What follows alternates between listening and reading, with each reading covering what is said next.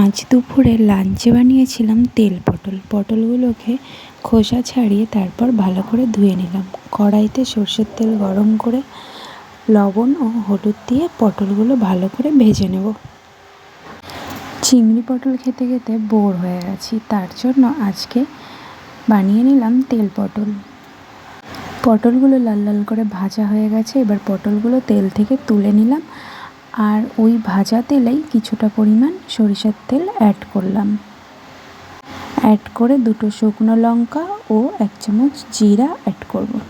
তারপর দুটো বড় বড় সাইজের পেঁয়াজ কুচি কুচি করে কেটে নিয়েছি। পেঁয়াজ কুচিগুলো লাল লাল করে ভেজে নেব।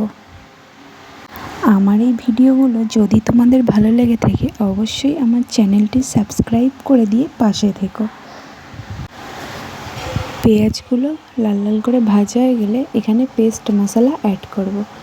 মশলা পেস্ট করেছিলাম আদা, রসুন, গোটা গরম মশলা, গোটা গোলমরিচ, লবঙ্গ, একটা ছোট টমেটো, কাঁচা লঙ্কা ও শুকনো লঙ্কার পেস্ট দিয়ে দিলাম। এবার মশলাটা আমি ভালো করে ভেজে নিলাম, তারপর একটা টমেটো কুচি অ্যাড করলাম। মশলাটা আবারও 1 থেকে 2 মিনিট ভাজার পর ভেজে রেখেছিলাম যে পটলগুলো, সেই পটলগুলো এখানে অ্যাড করে দেব।